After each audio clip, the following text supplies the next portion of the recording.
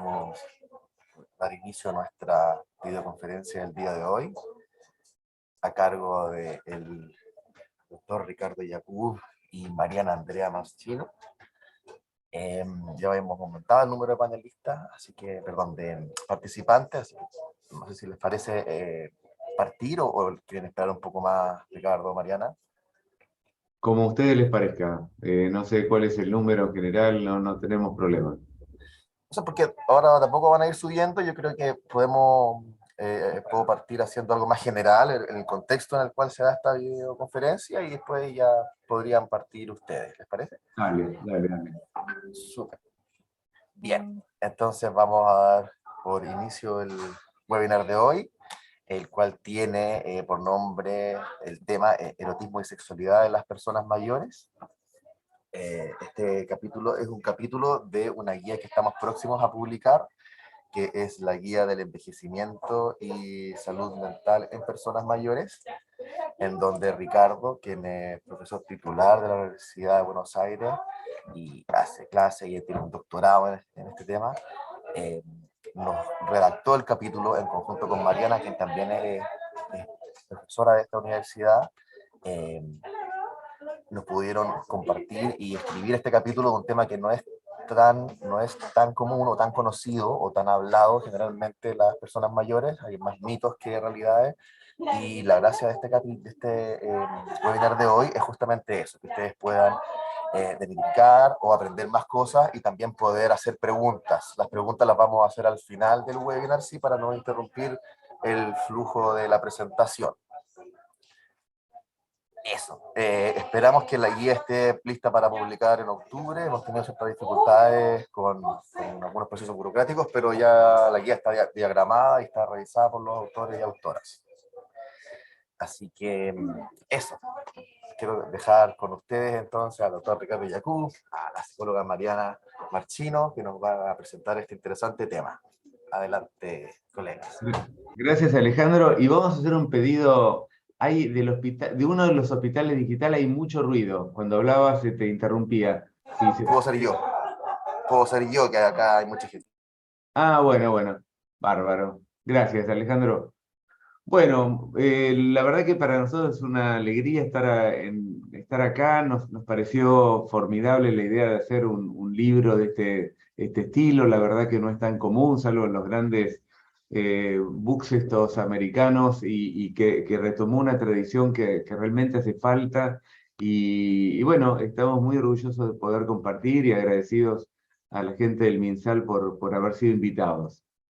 Así que nos van a ver en otras oportunidades también, hablando de otras temáticas bueno, junto a un montón de especialistas, muchos de ellos amigos nuestros, muy reconocidos, así que va a ser una alegría. Bueno, comparto pantalla yo, Mariana, ¿te parece? Dale. Bueno, el nombre le vamos a cambiar un poquitito, para hacerlo más sintético. Ahí está.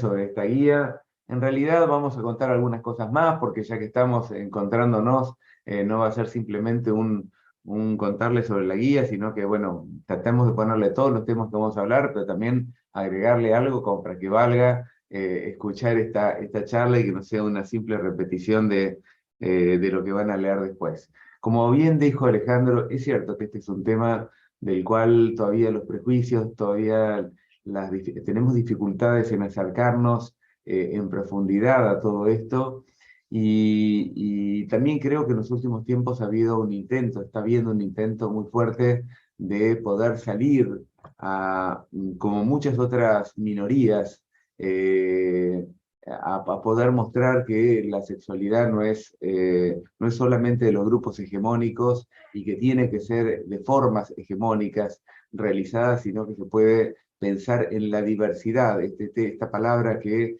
nos ha permitido enlazar tantas temáticas distintas.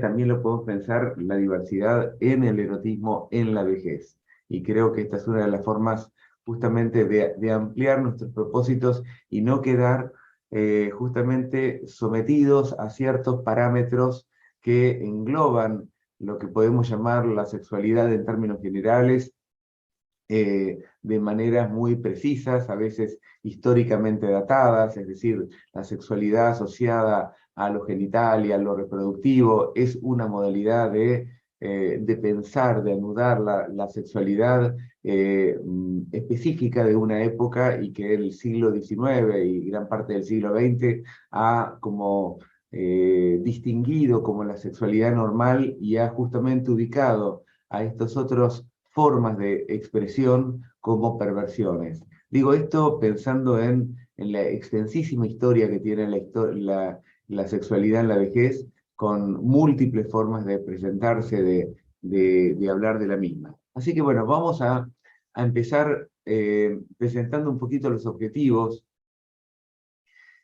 Nosotros vamos a trabajar los contextos donde se produce la experiencia del erotismo. ¿Qué significa? Fíjense cómo no queremos hablar de cuestiones de la sexualidad es de determinada manera, sino ubicarla en contextos en los cuales se producen experiencias que pueden ser diferentes por su forma, por sus necesidades, por sus capacidades, por sus recursos, pero al mismo tiempo sí mostrar algo que podríamos llamar la insistencia, ¿no? Algo que, a pesar de las diferencias que puede haber a lo largo de la vida, en algunos casos, en otros no tanto, hay algo que insiste, que es la necesidad de expresión y de disfrute de este erotismo, teniendo en cuenta, como decimos, las variaciones del goce, el goce como aquello que nosotros disfrutamos concretamente, y del deseo, que es aquello que anhelamos disfrutar. ¿Mm? En esto hay un modelo biopsicosocial que creo que todos nos adherimos y en alguna medida habla en gran medida de lo que pasa con la gerontología, que cuando hablamos de la sexualidad no podemos dividirlo más como elementos biológicos, psicológicos, sociales, sino que siempre hay una interacción entre todos estos lugares que da lugar nuevamente a esta palabra, y fíjensela, a la expresión sexual en la vejez, es decir, cómo nos expresamos a partir de la sexualidad, lo cual ubica en medio de todo esta interacción de cuestiones la comunicación, ¿no? Que esto es un modo de comunicarnos con el otro y es un modo de acceder a nosotros mismos, a nuestro cuerpo y al cuerpo de los otros.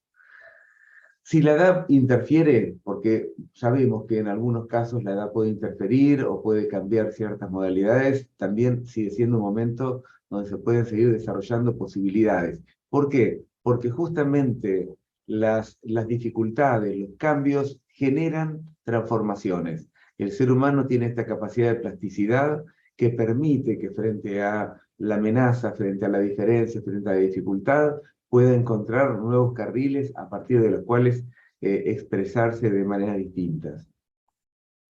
Y acá vamos a hacer una pequeña diferenciación. La sexualidad, uno de los problemas que tiene es que es un término que para la OMS, en esta definición bastante reciente, es demasiado amplia. Fíjense que ellos dicen que abarca el sexo, las identidades, los papeles de género, el erotismo, el placer, la intimidad, la reproducción, la orientación sexual. Es decir, es un término que podríamos llamarlo paraguas, que en realidad nos cubre una serie de elementos, pero habla con muy poca precisión acerca de lo que nosotros queremos realmente plantear.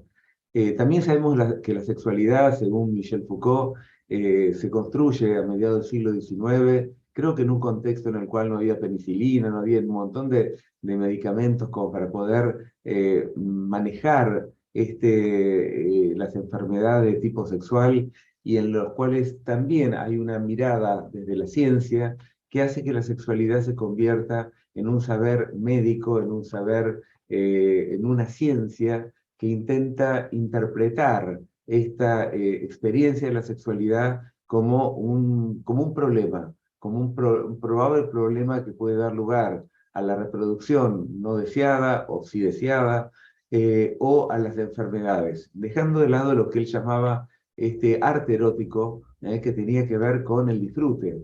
Y ustedes saben que la sexualidad a lo largo de la historia tuvo muchísimas experiencias en las cuales la sexualidad no se reducía a la enfermedad. Fíjense que si nosotros hablamos de educación sexual aún hoy, en realidad estamos pensando cómo evitar las enfermedades de tipo sexual o cómo evitar que la gente tenga hijos no deseados, lo cual está todo muy bien, pero en realidad pareciera que evitamos, escandimos esta dimensión tan básica que es cómo disfrutamos.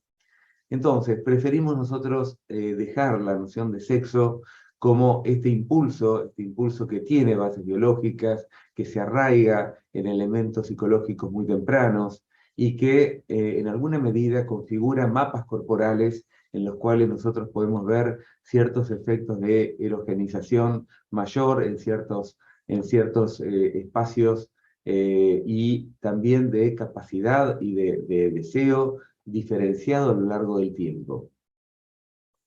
Tenemos otro tema que es la erótica y que en alguna medida en general lo mencionamos, pero no de esta manera. Bauman dice que es el procesamiento cultural del sexo. ¿Qué nos interesa, por qué nos interesa tanto esta temática? Porque todos estamos marcados por la erótica de una época. ¿Esto qué significa? Que todos de alguna manera tenemos mecanismos regulatorios que hacen que nuestro deseo sea interpelado por una cultura, y en donde, por ejemplo, ser hetero u homosexual a principios del siglo XX o a principios del siglo XXI sean experiencias absolutamente distintas. ¿Mm? Pero al mismo tiempo que los objetos capaces, la capacidad de asignar objetos, quiénes son los objetos de deseo, si nos gusta la gente más blanca, más morena, si nos gusta la gente que tenga cierta edad u otra, también es parte de una sociedad que de maneras implícitas, porque en realidad no hay muchas veces una especificación tan clara, nos dice estos cuerpos son los que te van a gustar y estos cuerpos no, al mismo tiempo que hay prácticas corporales. Ustedes saben que todavía hoy, por ejemplo, la masturbación es una práctica que aún siendo practicada muy habitualmente, sigue siendo una práctica vergonzante. Sabemos que a principios del siglo XX la masturbación era muy mal vista y se consideraba que podía llegar a enfermar o dañar el desarrollo mental de los niños. Y sabemos también que el sexo oral en la Roma clásica era peor visto que el incesto. ¿Mm? O que esto que hoy nosotros estamos calificando de una manera tan negativa, que es el deseo hacia los niños, en realidad cuando nosotros nos vamos a la Grecia clásica o a la Roma clásica, nos encontramos con que el objeto clásico del deseo eran los niños, los púberes, y que justamente cuando a los varones les crecía la barba, dejaban de serlo. Entonces, todo esto lo que hace es permitirnos reflexionar críticamente acerca de un objeto que muchas veces se lo supone trascendental, se lo supone natural, y entonces lo que nosotros queremos mostrar en esto es que la relación del sujeto al erotismo tiene elementos genéticos, obviamente, tiene recursos biológicos, obviamente, pero al mismo tiempo tiene todo un tamiz cultural que hace a este procesamiento cultural. Y finalmente tenemos esto que llamamos el erotismo y que le vamos a dar una particular importancia. ¿Por qué?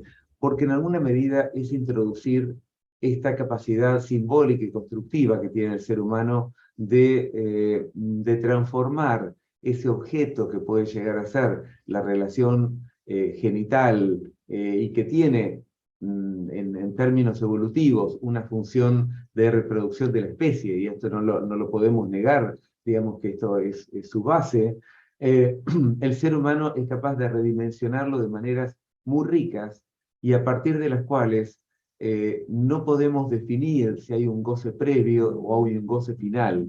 Es decir, si aquello que nosotros podemos considerar que lo primero que hay que hacer para poder estimular físicamente y para poder llegar a una relación genital con una descarga o una eyaculatoria o un orgasmo, en realidad lo que nos encontramos es que son términos que pueden ser mucho más intercambiables y que lo que vemos muchas veces es que la gente, y especialmente personas mayores, no siempre intentan llegar a la descarga genital, especialmente mujeres, y que muchas veces gozan de elementos que antes se consideraban previos y que lamentablemente en algún momento se le había puesto el mote de perversión cuando esto no llegaba a este fin deseado. Entonces, estamos hablando de goces internos o externos, estamos hablando de todos nuestros goces sensoriales, de la mirada. Ustedes saben que podemos llegar a un orgasmo a partir de la mirada, a partir de la música, a partir, es decir, de nuestros goces auditivos, a través de una voz que sea agradable, a través de algo que nos dicen que sea lindo. El olfato, que muchas veces tiene como una difícil precisión, porque es difícil contar, es difícil recordar el olfato. Sin embargo, un olor puede llegar a impedirnos el acceso a un objeto de deseo o puede llegar a producir una intensidad particular, por eso se habla de estos perfumes con las feromonas, etcétera, etcétera. Y obviamente cuando estamos hablando de la vista, que aparece como uno de los grandes elementos a partir de los cuales la cultura marca una presencia más fuerte acerca de quiénes son los objetos del deseo, qué características tienen que tener.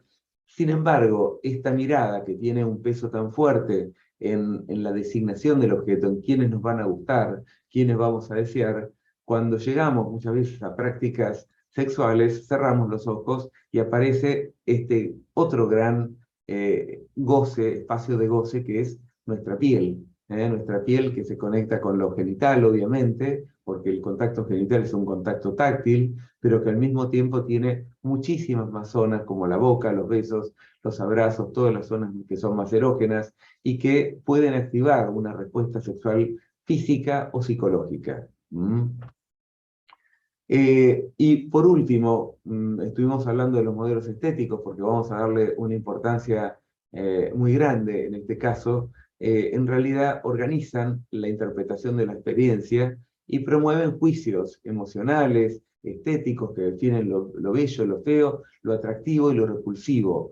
Es decir, los juicios que tienen los modelos estéticos están muy del lado de lo erótica, pero quisimos desgranarlo para que ustedes puedan tener una referencia de una estética que no es la banalidad de la estética de lo que se nos propone habitualmente, sino la estética como un articulador de nuestra relación con los otros y con nosotros mismos. Y acá justamente pasamos a esta pantalla en la cual seguramente podamos charlar más adelante. ¿Por qué? Porque uno de los objetivos es poder pensar qué miramos cuando vemos y utilizar esta noción que viene de la teoría de los marcos cognitivos, a partir de las cuales cuando uno mira se activan en nosotros toda una serie de representaciones que son básicamente implícitas o inconscientes. ¿Por qué? Porque en alguna medida generan que nosotros recorramos mapas mentales en milésimas de segundos, en los cuales nosotros damos una respuesta en la cual nosotros podemos pensar que si esta mujer se está maquillando, probablemente la respuesta que demos no es la misma que si esta mujer tuviese 40 años menos, tuviese 20 años menos. ¿Por qué? Porque se activan en nosotros distintas categorías antes de poder darle una interpretación consciente mucho más clara. Entonces, cuando vamos a Internet, muchas veces nos encontramos, si voy muy rápido, díganme, con algunas imágenes que nos llaman la atención por sus características. Una de ellas son estas, que son muy habituales, en las cuales se define al sexo a partir de estas imágenes que podríamos llamarlas bobaliconas, ¿no? Infantiles, de sorpresa, con esta frase de porque el amor es eso, envejecer sin darse cuenta, seguir viendo con 22 añitos a quien ya tiene los 40, no 40 nada, tiene mucho más. Y fíjense las caras de sorpresa, el único que pareciera estar enganchado en la situación real y cierta es este señor mayor dándole un beso a una mujer que se sorprende que la besen. Cuando uno dice, ¿qué nos pasa con estas imágenes? ¿Por qué seguir mostrando estas representaciones infantilizadas, ¿no? Como si fueran niños de 6 años que se dan un besito?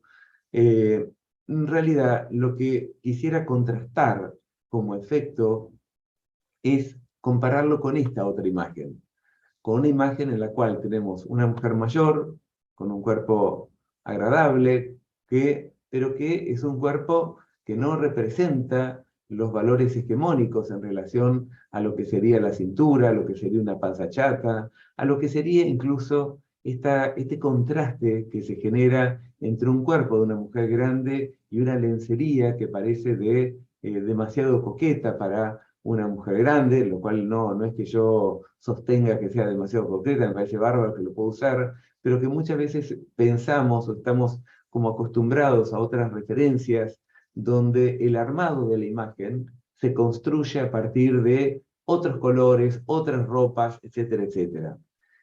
Y muchos de ustedes probablemente, y quizás abuse de lo que ustedes deberían pensar, porque no estamos pudiendo charlar en este momento por lo menos, les genere algo de impresión estas imágenes, ¿no? Que todavía nos llevan a confrontarnos con qué, a confrontarnos con algo que nunca vimos, porque en realidad a pesar de que hay tanta eh, pornografía y hay tantas imágenes eh, eróticas en nuestros contextos actuales, sin embargo vemos muy poco en relación a los viejos, recién ahora están ingresando subrepticiamente en las películas pornográficas, qué sé yo, pero en términos generales es poco lo que vemos, y en términos generales, cuando vemos, nos cuesta codificar aquello que estamos viendo. ¿A qué me refiero con codificar? En realidad, estas respuestas prearmadas con que nosotros interpretamos la realidad, que son las que nos aportan nuestros marcos cognitivos, estos que nos llevan por mapas conocidos, cuando nosotros no tenemos un mapa conocido, nos encontramos con lo que muchas veces definimos como rareza. La rareza es una resultante en alguna medida de lo que una cultura muchas veces no habla, no presenta, no muestra. Entonces nos encontramos con algo que no sabemos si es lindo, feo, si nos convoca, si no nos convoca, pero en términos generales, lamentablemente, el ser humano se vuelve un poco xenófobo frente a estas diversidades corporales y lo que apunta es a verlo como feo. Digo, hay toda una historia de la fealdad en la cual muchas veces los negros fueron vistos como gente fea. De hecho, en Kenia todavía las mujeres negras se hacen estos tratamientos tipo Michael Jackson para parecer blancas. ¿Por qué? Porque consideran que esas pieles negras son feas. Es decir, acá hay una marca que no está dada por un juicio estético universal, sino que está dada por marcas culturales que definen qué es lo bello y qué es lo no bello, y qué es lo erótico y qué es lo no erótico. Acá tenemos otra imagen de este señor, y que acá quisiera jugar un poquito más con ustedes, eh, si pudiera escucharlos, eh, qué pensarían, qué imagen, qué representación tendrían en relación a esto. Acá no hay ningún hombre, digo, para aquellas que defiendan con mucho derecho que no se abusen de esta mujer ni nada por el estilo. No hay ningún abuso, simplemente este señor está mirando este cuerpo de esta mujer que le gusta. Por lo menos en las presentaciones que hago con esta imagen, es muy habitual que la gente diga viejo verde, ¿no? Esta vieja representación del viejo verde que pareciera descalificar la mirada genuina de alguien, de un hombre mayor mirando a alguien que le gusta, y que en realidad uno no tiene que gustarle lo que es lo parecido a uno. Es decir, no me tiene que gustar simplemente lo que se parece más a mi edad. Y lamentablemente, en alguna medida, en esta cultura, hubo una estereotipia de los modelos estéticos ligados a la juventud, con lo cual a los viejos y a los jóvenes, a todos en general les gustan las personas más jóvenes. Pero yo les haría una pequeña transformación. Este señor tiene aproximadamente 70 y pico de años, ¿no? Si este señor, en vez de estar vestido con esta ropa casi de trabajo, podríamos decir y con estos pantalones subidos tan altos, podríamos cambiarle el look y lo vestiríamos de negro, con una remera negra y con unos pantalones, nosotros le decimos aquí a chupines, bien ajustados, también negros, con una pinta así, con un poco de rockero. Pensemos en alguno de los Rolling Stones, ¿no? que en realidad comparten la misma edad, probablemente se nos borraría la imagen del viejo verde. Es decir, la imagen del viejo verde es una construcción que consta de una serie de elementos a partir de los cuales yo defino lo que me parece verde, inadecuado, o lo que me puede parecer adecuado. Entonces, ¿por qué quiero mostrar esta imagen? Porque en alguna medida quiero recortar este margen de lo que sería la vejez en sí del sujeto y es sumarle a la vejez determinadas características que lo definen como alguien más antiguo, de una clase social más baja, etcétera, etcétera, que hacen que mirar a esta chica tenga un cierto signo distinto que si fuese alguno de los Rolling o alguno de los rockeros que ya están todos bastante grandes. Acá hubo una película, una novela brasilera que una amiga, Beltrina Corte, de la Universidad de San Pablo, me ofreció su interpretación que hizo en relación a esta novela. Eran dos mujeres que eran pareja y que en medio de una novela aparece el matrimonio igualitario en Brasil y deciden darse este beso, que como ustedes verán, no es un beso hiperapasionado ni nada por el estilo. Y esa misma novela, que no había sido criticada en los medios, y aparece en los medios y en la gente en general, aparece muy criticada después del beso.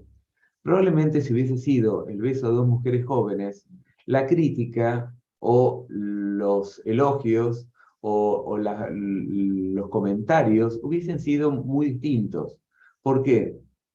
Porque en realidad estamos más acostumbrados al beso de dos mujeres, esto ya parece casi como una fantasía masculina. Sin embargo, el beso de dos mujeres mayores aparece casi como un efecto premoral, podríamos decir, no porque no sea moral, sino porque aquellas personas que incluso pueden ver bien la cuestión LGBT, tienen tan poco registro, tan pocos códigos para interpretar esta situación, que lo pueden ver raro también. Dos mujeres mayores dándose un beso que puede ser apasionado, y imagínense si tuviesen relaciones o lo que fuese. Todo esto nos lleva, en alguna medida, a deconstruir narrativas que son los caminos de la diversidad. Acá hay un tipo de dibujos japoneses que aparecieron entre el siglo XVII y el siglo XVIII, creo que se llamaba Yongu, en los cuales aparecían dibujos eróticos y en donde los viejos, como estos, sí tenían presencia. En realidad, lo que quiero demostrar, y en esto les ofrezco un libro que está en internet, Erótica y Vejez, Perspectivas de Occidente, donde en alguna medida mi propuesta de investigación es hacer una lectura entre las culturas, tanto interculturales como en nuestra propia cultura, donde no hay un relato único que defina qué lugar tienen los viejos. De hecho, una cuestión llamativa, el judaísmo viene del sexo de los viejos, lo cual esto es llamativo, y dentro del judaísmo no hay ninguna negación al sexo a lo largo de la vida, sino al contrario, hay una invitación a tener relaciones siempre. Bueno, este es el marco en el cual nosotros queremos destacar una serie de informaciones que vamos a ir dando con Mariana. ¿Por qué? Porque nos parece que todo marco, si no tiene temática, si no tiene un abordaje cultural, y particularmente como esta, en realidad lo que puede llevarnos es a repetir ciertos códigos de interpretación que podemos llamar prejuiciosos o negativos, y justamente lo que nosotros queremos con esto es abrir, es romper, es deconstruir, de construir temáticas como para poder pensarlas nuevamente y para dar chance a nuevas formas de análisis. Bueno, acá vamos a jugar también con imágenes, y estas imágenes no son porque sí, no son decorativas. Creo que todo PowerPoint tiene que tener imágenes que inviten a reflexionar, y en alguna medida hay algo que hizo un psicólogo que se llamó Sahonk, que es lo que se llama el efecto Sahonk, o se llamó, que es que cuando uno ve una imagen que a uno lo perturba y uno lo ve múltiples veces, probablemente hay un momento, y más si hay una información positiva, que va a dejar de perturbar. En alguna medida también, cuando yo presentaba esto, los más jóvenes que siempre cuestionan desde lugares que son interesantes porque nos rompen un poco nuestros propios esquematismos de cómo fuimos construyendo las ideas, me decía, bueno, pero esta mujer tiene una belleza muy hegemónica. Sí, es cierto que es una mujer linda, clásica, pero al mismo tiempo es una mujer que tiene las marcas de la edad y que la que intervino esta foto jugó mucho con estas marcas. Y una de las cuestiones que a mí me llama la atención cuando uno muestra estas imágenes es que la gente mira y a pesar de ver algo que tiene que ver con un modelo estético pregnante, casi homogéneo dentro de esta, o que tiene mucha pregnancia en nuestra cultura, en realidad mucha gente dice qué linda debe haber sido, ¿no? ¿Por qué? Porque pareciera que nos cuesta terminar de incorporar que esta mujer, a pesar de los años, a pesar de estas arrugas, pueda seguir siendo linda. Es decir, nuestros mapas mentales todavía no terminan de dar un espacio a poder incorporar esta diversidad de modelos estéticos. Entonces, cuando hablamos de modelos, uno de los modelos que tenemos que salir es el modelo del déficit y la falta. Es decir, eh, una de las cuestiones que muy habitualmente nosotros marcamos tiene que ver con si los viejos tienen capacidad o no tienen capacidad, si pueden tener una buena erección o no, si la mujer puede llegar a tener una buena estimulación. Es decir, todas nuestras reflexiones están ligadas a lo genital y a lo reproductivo, y esto nos saca, como dice esta investigadora sueca Sandberg, de encontrar otras particularidades del deseo. Que justamente lo que dice esta autora es que se está registrando en muy distintas edades, y de hecho nosotros tenemos una investigación en 13 edades distintas, jóvenes, mediana edad y viejos, en los cuales lo que encontramos es que tanto los jóvenes como los viejos son los que se permiten pensar la sexualidad de maneras mucho más ricas y mucho menos obvias, mucho menos especificadas, y mientras que las personas de mediana edad son las que tienen en general la relación sexual de una manera mucho más esquemática. Por otro lado, las variantes del erotismo aparecen a lo largo de toda la vida, con nuestras historias de pareja, nuestras historias sexuales a lo largo de la vida, nos muestran que hubo momentos en que tuvimos más deseo, ya sea porque estábamos bien con nuestra pareja, porque la conocíamos hace poco nuestra pareja, cosa que se modifica cuando una pareja tiene muchos años, cosa que vamos a hablar después, cuando tenemos cambios físicos o fisiológicos, cuando estamos de viaje, cuando estamos trabajando, sabemos que el trabajo nos quita el deseo sexual de una manera muy elocuente. Y obviamente que en los problemas de salud también pueden incidir, y vamos a ver cómo los viejos inciden muy particularmente, más que la longevidad en sí misma, pero también vamos a ver cómo hay modelos, formas sustitutivas que puedan brindar bienestar en la medida en que las personas les permitan y en la medida en que la sociedad e incluso los investigadores puedan dar cuenta de estas cambios en las variantes del erotismo. Nuevamente imágenes, vamos a revisar algunos datos. En algunos momentos Mariana me va a decir, yo sigo por acá porque es la que tiene más especificado de cuál a cuál va a ir cada uno. La respuesta sexual humana fue una forma de expresión que Master y Johnson, dos grandes sexólogos de Estados Unidos, que investigaron cosas que hasta ese momento no se habían investigado, que algunos los critican porque todavía tenían una imagen de la sexualidad muy ligada a lo genital, pero que en realidad son perfectamente perdonables por la época en la cual estaban y la que, pero digo que los aportes que hicieron fueron riquísimos.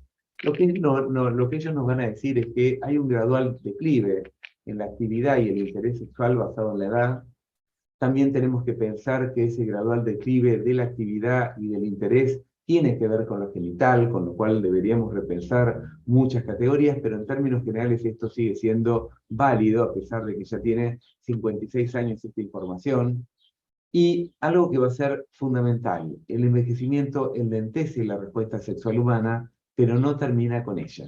Y acá hay datos muy concretos, datos empíricos que ellos fueron brindando y que las investigaciones subsecuentes no modificaron esta idea. También nos podemos encontrar con algunas cuestiones que pueden llegar a ser una dificultad o una posibilidad. La posibilidad y el tiempo de la pareja es un tema que tenemos que tenerlo siempre en cuenta. Últimamente yo estoy indagando de una manera no como investigación, pero sí en distintos ámbitos, personas que te dicen que de mayores dejaron de tener relaciones y que en términos generales no dejaron cuando fueron mayores, sino que dejaron la mediana edad. Y esto hay cierta información que da cuenta de esta situación, y esto se da ¿por qué? Porque los tiempos de el interés sexual no son tan largos, no son tan largos como las parejas lo son, o como el amor, o como la necesidad de apego que tiene el ser humano lo requiere. Es decir, nosotros vemos que en las parejas nuevas, incluso en personas mayores, hay un gran interés sexual que después va limitándose con el tiempo de la pareja. Hay parejas que pueden ser mucho más creativas y que pueden encontrar alternativas, a veces alternativas de una nueva pareja, alternativas de una fantasía sexual, de compartir juegos, de salir, de viajar, es decir, hay un montón de cuestiones que pueden darle lugar a que esto siga, y también un estímulo cultural que posibilite esto. Pero tenemos esta dificultad que son los tiempos, y los tiempos no implica la vejez, sino que implica 10 años. Esto es el cálculo en términos generales que se hace.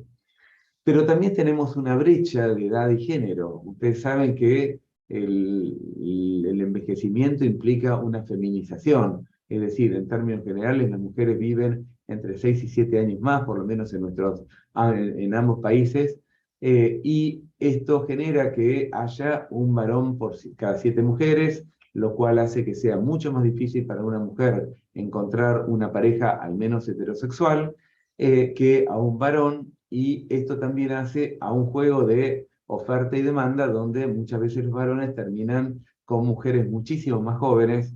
¿Por qué? Porque en realidad aprovechan una posibilidad de que al haber tantas mujeres pueden elegir más que las mujeres.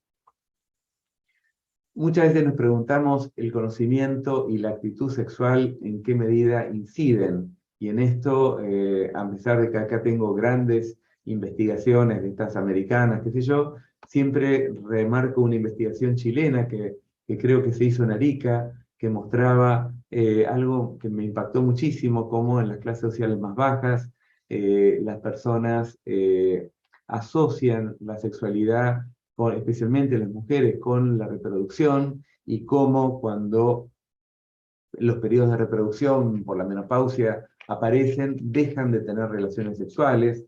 Pero también esto coincide con muchas investigaciones donde el prejuicio, el mal conocimiento, la falta de educación sexual, lo que generan es que las definiciones del erotismo sean más restringidas, y cuando hay más restricción en estas definiciones, lo que se genera es que haya mayor ansiedad en el desempeño. ¿Por qué? Porque las personas sienten que si algo falla, y especialmente esto es un punto mucho más masculino que femenino, cuando hay una falla lo viven como una vergüenza, como lo viven como un límite absoluto ante algo que puede llegar a ser una de las formas de acceso que puede haber cambiado.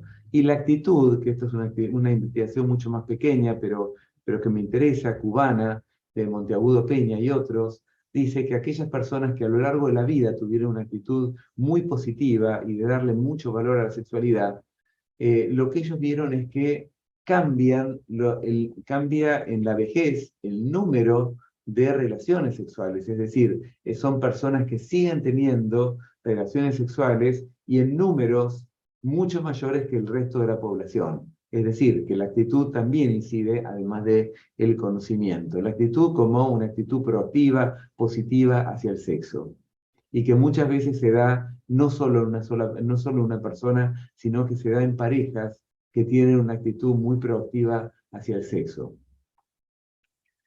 A nivel del género, lo que nos vamos a encontrar es que los varones en general presentan mayor interés, y en una investigación de tipo censal que hicimos en Argentina en el 2015, lo que encontramos es que es más factible no solo el sexo, sino el amor para los varones.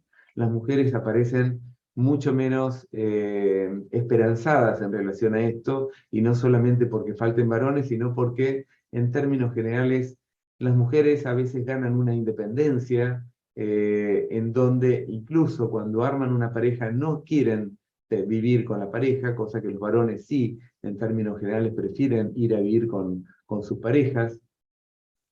Y también lo que tenemos que tener en cuenta es que para los varones, y esto por cuestiones que vamos a ver ahora que tienen que ver con el género, las reacciones son muy distintas. Para un varón tener dificultades eréctiles es muy probable que dé lugar a síntomas depresivos, mientras que en las mujeres la dificultad a nivel de la estimulación o el dolor que le puede producir no necesariamente le produce un malestar tan grande como puede ser un síntoma depresivo, aunque sí lo que vamos a ver muchas veces en las mujeres es que cuando pierden este atractivo, que se da muchas veces entre los 60 y los 70 años, sí lo que vemos es un gran enojo con su propio cuerpo y una percepción de que no son interesantes para los otros. Los problemas sexuales, que después vamos a ver algunas enfermedades, Mariana lo va a contar con mayor precisión. En realidad, lo que siempre tenemos que tener en cuenta es que los problemas sexuales en los varones, en las personas mayores, están asociados con la salud física. Y una cuestión que es fundamental: cuando una persona mayor tiene un problema a nivel de la sexualidad, no pensemos que esto es un efecto de la longevidad. En realidad lo que tenemos que pensar siempre es que hay ciertas enfermedades, discapacidades o medicaciones que son más habituales en la vejez, ¿m?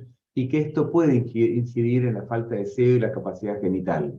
Entonces, ustedes saben que los varones hoy, una de las grandes causas de trastorno eréctil es la gran cantidad de medicación que toman, y una cuestión que es una crítica a muchos médicos es que en realidad no lo saben cuáles son los efectos que pueden tener. No se advierte muchas veces a los viejos que se les va a dar algunas medicaciones que pueden llegar a ser contraproducentes frente a su deseo, cosa que ustedes saben que hay ciertos antidepresivos que pueden bajar el deseo sexual, y que si se lo dan a una persona más joven, en términos generales se lo explican; si se lo dan a personas más grandes, no se lo explican. ¿Por qué? Porque hay una suposición generalizada de que ya no tienen más deseo sexual.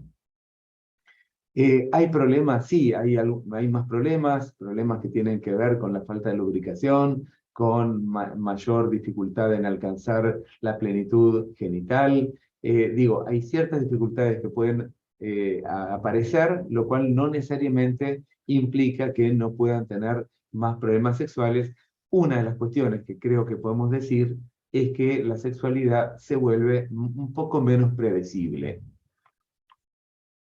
La salud mental obviamente incide de muy diversas maneras. La ansiedad sabemos que perturba nuestro deseo y nuestro placer. Podemos tener una relación sexual en la cual incluso podemos tener una eyaculación, pero sin orgasmo. ¿Por qué? Porque el nivel de ansiedad lo que hace es perturbar nuestra capacidad de disfrutar ese orgasmo. Entonces podemos llegar a eyacular y sin embargo sentimos que fue de muy baja intensidad o que no alcanzó el placer que nosotros realmente esperábamos.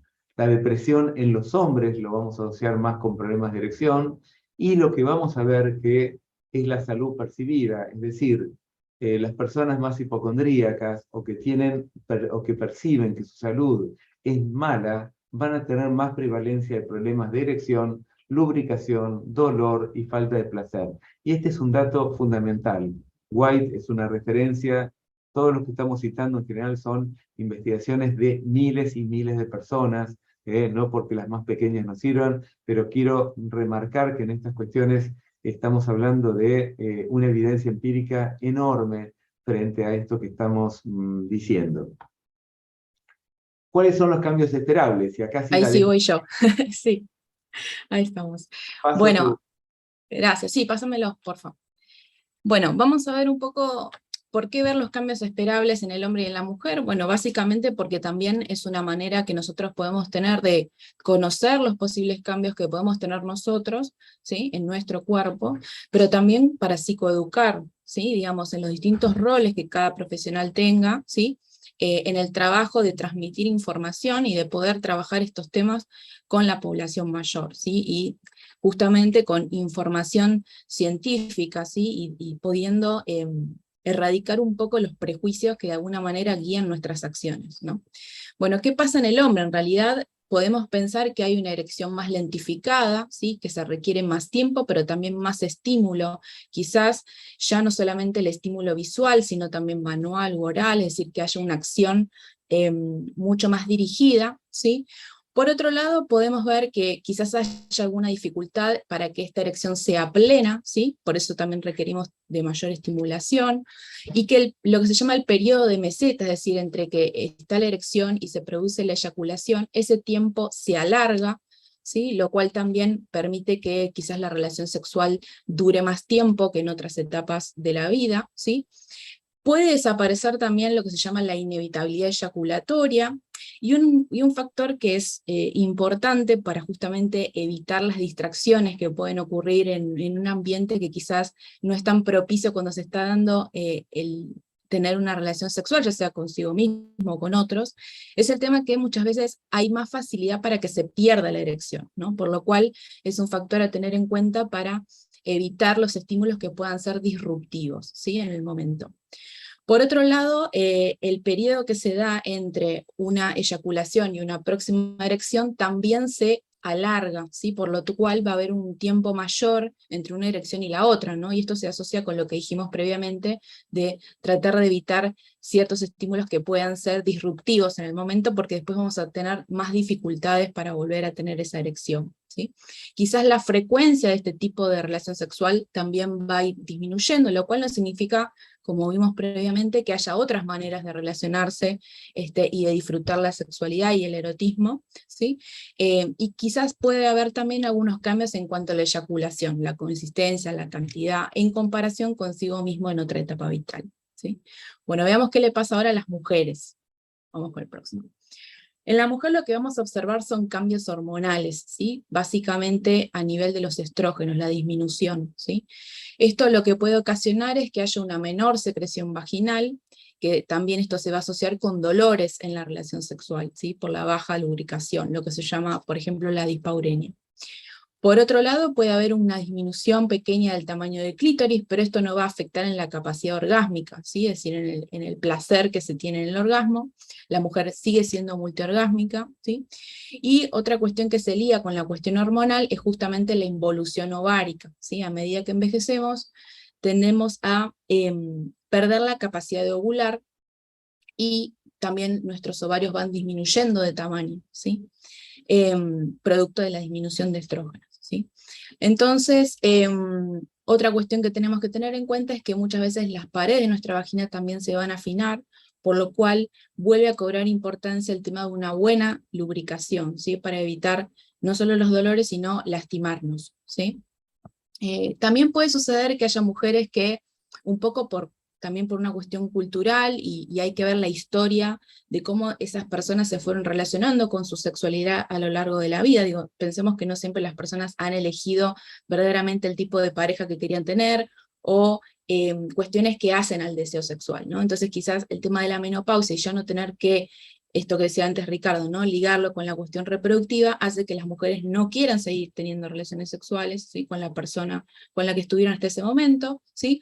O al contrario, hay personas que por ahí sienten que tienen menos deseo sexual y esto las preocupa de alguna manera, entonces es buscar estrategias para poder despertar nuevamente este deseo y relacionarse con la sexualidad de una manera más placentera, ¿sí? También puede ocurrir que las personas tengan lo que se llama vaginismo, ¿sí? Que es cuando se tensionan los músculos de la vagina, y esto la vuelve un poquito más pequeña y dolorosa, lo cual se dificulta la penetración en este caso, ¿sí? Es una cuestión que tiene abordaje, y es importante que esto también se indague, ¿no? No pensar que por ahí, si la persona es mayor, entonces evitar este tipo de preguntas porque no va a tener relaciones sexuales, ¿sí? Sino que tiene que ser parte también del análisis profesional, ¿sí? Vamos con la próxima. Y esto se liga muchas veces con distintas emociones que pueden ser un obstáculo para abordarlo, ¿sí? Por ejemplo, la vergüenza, pensar que esto no es para mi edad, ¿no? Decir, bueno, esto, no puedo traer esto porque soy una señora grande, ¿cómo voy a traer estos problemas? O soy un señor grande, esto es cosas de la juventud. O tener más prurito para trabajarlo, ¿no? Me ha pasado en una residencia un hombre que decía, me siento ansioso, y cuando empezamos a trabajar sobre esa ansiedad, en realidad lo que él quería era tener relaciones sexuales, quería expresar su deseo sexual y le daba vergüenza y daba mucho rodeo para hablar de esto, ¿no? Entonces lo ponía con otras palabras, ¿no? Con una ansiedad, con una cuestión que decía, bueno, esto no es propio para mi edad, soy un señor grande, ¿qué voy a hacer? Tengo 90. ¿No? Y en realidad lo que él expresaba era un deseo vivo, ¿no? Digamos, con su esposa y con otras personas, pero el tema ahí se le jugaba la cuestión más moral también, ¿no? En la expresión de su deseo. O a veces pensar que estos problemas no tienen solución, entonces no se plantean, la persona tiene angustia o tiene una preocupación, pero no la cuenta, ¿sí? O también por actitudes negativas, esto que mencionábamos antes, pensar que esto no es adecuado, que eso ya no es para mí, que fue para un momento de mi vida y ya no. O también porque quizás desde nosotros como profesionales de la salud no le damos lugar a esto, ¿no? O lo desechamos o no lo traemos como una pregunta más dentro de nuestra evaluación, ¿sí? Entonces la comunicación es clave, es algo que nosotros tenemos que trabajar fuertemente para generar un lazo de confianza donde estas cosas aparezcan y se puedan trabajar, ¿sí? Vamos con la próxima.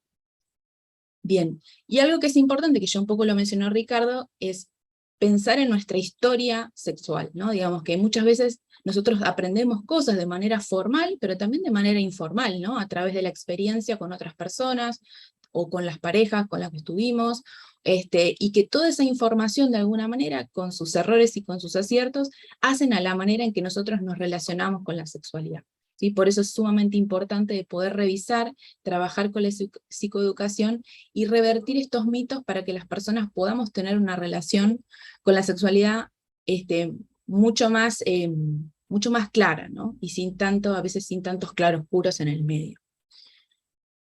Bueno, vamos con la próxima. Bueno, ahora sí vamos a adentrarnos un poquitito más en ciertas limitaciones o patologías, ¿sí? Nosotros dijimos que el dolor, bueno, la percepción de la salud va a influir en nuestra manera de desempeñarnos sexualmente, ya sea en el interés que le pongamos a esa actividad, como en la búsqueda de placer, y algo de esto también puede ir modificándose cuando nuestro estado de salud general también mejora, ¿sí? Aunque es cierto que por ahí, lo vamos a ver un poquito más adelante, pero tener también cierta actividad sexual permite bajar los niveles de dolor, ¿sí? Entonces esto por la liberación de la cortisona, pero esto también es interesante de tener en cuenta cómo se genera una relación entre la salud y la actividad sexual, ¿sí? Vamos con la próxima.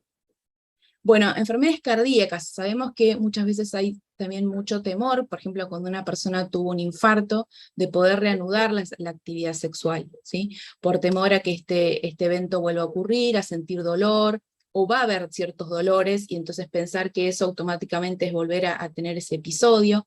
Y esto es algo muy importante de trabajar, que si bien nosotros, si bien hay un tiempo donde se tienen que evitar ciertos esfuerzos, también lo que se dice es que a medida de lo posible que la persona vuelva a relacionarse sexualmente, ¿sí? Y que esto sea acompañado quizás con otras posiciones, con otras prácticas sexuales que demanden menos esfuerzo, pero que la conecten de nuevo con reconocer su propio cuerpo nuevamente, que este es un tema fundamental, y también empezar a conectarse con el placer nuevamente, ¿sí? En la próxima, bueno, hay otras cuestiones como la hipertensión, sobre todo si no está tratado, la diabetes en cuanto a la medicación, que puede influir negativamente, ya sea en la capacidad eréctil, como en el tema de poder relacionarse con su sexualidad por el uso de los medicamentos, que algo que vamos a ver un poquito más adelante es que es el tema de la polifarmacia, que ya lo mencionó Ricardo, que muchas veces el tema de consumir 5, 10, 15 pastillas diariamente, esto puede traer problemas en otras áreas, ¿sí? Como por ejemplo, incluso en el deseo sexual, ¿sí? En la capacidad de sentir deseo. La próxima, bueno, con el Parkinson en realidad básicamente tiene que ver con dos cuestiones. La depresión, que es uno de los síntomas, que como ya lo mencionó Ricardo, la depresión puede actuar negativamente sobre el deseo sexual, pero también en los estadios más avanzados del Parkinson, esto puede generar impotencia, ¿sí? Por lo cual también es una cuestión a abordar cuando estemos frente a la enfermedad de Parkinson, ¿sí? Bueno, con la artritis dijimos, es el dolor, básicamente no es que afecta directamente, ¿sí? Al deseo necesariamente o a la capacidad eréctil, sino que tiene que ver con la percepción del dolor, ¿sí? Entonces, tener actividades o posiciones que me generan dolor hace que trate de evitarlas o no poder conectarme con situaciones más placenteras, ¿sí? Entonces, si bien como dijimos antes, por ahí la práctica de una actividad sexual aliviaría cierto grado de dolor, también a veces es más difícil poder relacionarnos cuando estamos con molestia, ¿sí? Y en las demencias, acá sí me quiero detener un poquitito más porque es un tema que tiene como muchas aristas, ¿no? De pensar las demencias y la sexualidad. Y una de las limitaciones, o grandes limitaciones, quizás no es tanto de la persona que tiene una enfermedad y una demencia, sino quizás en su entorno social, ¿no? De cómo lee, ¿sí? La erótica en una persona que tiene una demencia, ¿sí? En la próxima vamos a ver algunas cuestiones. Primero que por ahí en la persona que tiene demencia puede ir cambiando la manera de expresar su sexualidad y su erotismo, ¿sí? Esto puede ir mutando incluso, por ejemplo, en la merma de ciertos encuentros, por ejemplo, con la pareja, o en la disminución de la expresión de afecto, ¿sí? O cierta empatía, ¿sí? También vamos a ver que a veces le pasa también al partener, ¿no? De que no reconoce a su pareja de la misma manera, porque lo ve distinto, porque lo ve cambiado o cambiada, y eso hace a veces que se dificulte el acercamiento hacia la otra persona, ¿no? Digamos. También puede pasar que las expresiones de esta sexualidad o este erotismo también varíen, ¿sí? Quizás a través de ciertos tocamientos, abrazos, o mismo la masturbación que aparezca, y esto nos lleva a pensar, en la próxima filmina, diapositiva, lo que se llama, y que sería interesante poder discutir, como conducta sexual inapropiada, ¿sí? Entonces, ustedes habrán quizás escuchado una vez este tipo de conceptos, ¿no? De pensar que la conducta sexual en una persona con demencia se lee como algo inapropiado, ¿no? Nos cuesta despegar la patología de la persona, y uno podría pensar si inapropiado para quién, porque quizás rompe con la manera en cómo se expresaría esto en una sociedad con ciertas normas, porque quizás lo hacen en un lugar público, porque quizás lo hacen con una persona que tienen al lado, con, no sé, con su cuidadora, con su enfermero o enfermera, ¿no? Con distintas personas, o aparecen situaciones que nos parecerían más disruptivas, ¿sí? Pero también podríamos pensar, ¿esto es realmente siempre una expresión sexual? ¿Es algo patológico? ¿O es que la persona está desinhibida? ¿Sí? ¿Por qué pensarlo como producto de su enfermedad, ¿sí? Sino como en realidad una expresión que cambia la manera de expresarse, pero el sentimiento o la sensación es genuina, ¿no? En este punto. Entonces ahí, en la próxima, nosotros podemos ir trabajando con esto, ¿no? Digamos, trabajarlo en el sentido de poder capacitar al personal que va a trabajar con personas con demencia para ver cómo encauzar este deseo, ¿no? Digamos, cómo generar espacios de privacidad y de intimidad para que la persona pueda tener relaciones sexuales con otra persona o consigo mismo, ¿sí? También el trabajo con la familia, porque muchas veces aparece esta cuestión de que la familia observa cosas y que no sabe cómo manejarlo, ¿sí? O con los otros residentes, por ejemplo, en el caso de que sean en una institución, ¿no? Digamos que ahí se agrega otro factor a tener en cuenta. ¿Qué pasa con esto, ¿no? Me acuerdo una señora que tenía una demencia ya bastante avanzada y que siempre que se sentaba al lado de un hombre, lo agarraba, lo abrazaba, lo agarraba del brazo, no lo dejaba salir, o muchos le huían, decían, no, por favor no me pongas al lado de fulana, y otros que no, que por ahí disfrutaban de ese encuentro, y esta mujer necesitaba todo el tiempo, y lo hacía con los varones, de expresar su cariño, ¿no? Los agarraba, los besaba, y esto podía generar situación de conflicto o no, ¿no? Dependiendo de la persona, entonces había que hacer también todo un trabajo con respecto a esta dinámica, ¿no? Puede pasar también que haya modificaciones en la erección o en la secuencia del acto sexual, o que se olviden cómo realizar este acto, o que haya dificultades en, no sé, por ejemplo, quitarse la ropa, porque ahí las praxias están comprometidas, ¿sí? Y bueno, lo de las parejas que ya lo comenté, no quiero ser repetitiva. Vamos al próximo. Bueno, esto que mencionaba, que en el contexto de la residencia, también, porque de por sí, más allá de que uno tenga o no una demencia, en el contexto de una residencia hay una pérdida de intimidad y privacidad, ¿sí? Por más de que uno pueda encauzarlos de un paradigma de los derechos, ¿sí? Porque es un ámbito compartido con otros, donde no muchas veces tenemos la habitación para nosotros solos, entonces lo tenemos que compartir con otras personas, y quizás el acceso, no sé, a por ahí ver pornografía con el televisor, y bueno, a veces si no sé manejar el televisor ya tengo que involucrar a alguien, y lo que significa pedirle a ese otro, ¿no? Y cómo ese otro va a leer, si se va a reír, si se va a burlar, si lo va a comprender y cómo va a ser ese trato, ¿no? Digamos, hay como muchos elementos a tener en cuenta, ¿sí? En una institución. O a veces puede pasar que haya una dificultad para encontrar un partener, ¿no? Digamos, para tener relaciones con otra persona, o si es una pareja, a veces no las dejan compartir o no comparten la misma habitación, comparten habitaciones separadas, o en el caso de que se forme una nueva pareja, ¿no? Digamos, cómo se trabajan estas cosas, ¿no? Quizás ahí va más allá de la demencia, pero sí en el ámbito de la institución, ¿sí? Pero sí en la demencia también, porque a veces se juega bueno, si es una persona que tiene demencia, pero tiene un nuevo novio o novia, ¿no? Digamos, ¿cómo se da esa relación? ¿No? Digamos, ¿qué factor de cuidado se puede entablar? Y qué pasa con las otras personas que leen eso, si es genuino que una persona que tiene demencia si puede decidir o no de tener una pareja, ¿no? Digamos, se juegan como muchos factores a tener en cuenta y que puede generar algún conflicto en alguno de los actores, ¿sí? Vamos con la próxima. Bueno, otra cuestión que es fundamental, pero que quizás no es exclusiva de las demencias, ¿sí? Pero que tiene que ver con las tareas de higiene, donde muchas veces el tema de tocar a una persona, por más de que se la esté higienizando, esto puede generar reacciones, ¿sí? En la persona, o que a veces se puede malinterpretar esa situación, ¿sí? O a veces una persona que tiene una demencia a veces confunde a esa persona cuidadora o a ese enfermero o enfermera que lo atiende como si fuese su esposa, ¿no? Entonces el vínculo que va a establecer o las respuestas que van a dar van a estar en base a esa confusión, ¿no? Que esto sucede mucho, a veces me dice, me confundió con su esposa y me empezó a decir tal cosa, tal otra, me quiso tocar, me quiso decir esto, ¿no? Digamos, entonces es fundamental también de trabajar con los profesionales, ¿sí? De cada área, ¿sí? A veces también la expresión de la sexualidad es una manera de buscar un contacto con el otro, ¿no? De conseguir una atención, de conseguir un contacto físico y afectivo, ¿sí?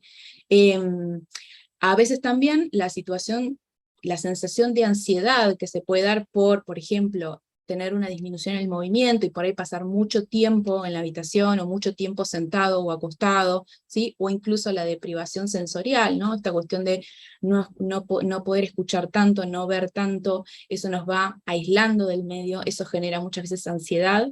Entonces la conducta sexual o la masturbación a veces es una manera de poder aliviar esa tensión, ¿sí? Y eso también lo tenemos que poder tener en cuenta. O algo muy básico que va más allá de una demencia es digamos, el cuidado de la privacidad, ¿no? Tocar la puerta, pedir permiso para entrar a la habitación, ¿sí? Porque por ahí la persona, haga lo que haga, sexual o no sexual, digamos, estamos entrando al ámbito donde vive, ¿no? Entonces de poder ser respetuosos en cuanto a eso. Bueno, muchas veces también otra cuestión, así como dijimos de la ansiedad, puede ser la confusión, la desorientación, y esto se puede traducir en ciertas conductas sexuales, ¿sí? Y esto que dijimos de aferrar, tocar, besar o masturbarse, quizás en espacios que por ahí es en el lugar público, bueno, cómo no evitar esto, no retarlo, no humillar a la persona, sino, bueno, cómo acompañarlo a que lo pueda hacer en su habitación, generar un espacio donde esto no se limite, pero sí que se cuide, ¿no? Esto es importante también. Bien, en la próxima... Bueno, lo que ya dijimos, esto vamos con la próxima. Bien, otra cuestión, pasamos ya de las demencias, vamos a algo que también aparece como un triple tabú, ¿no?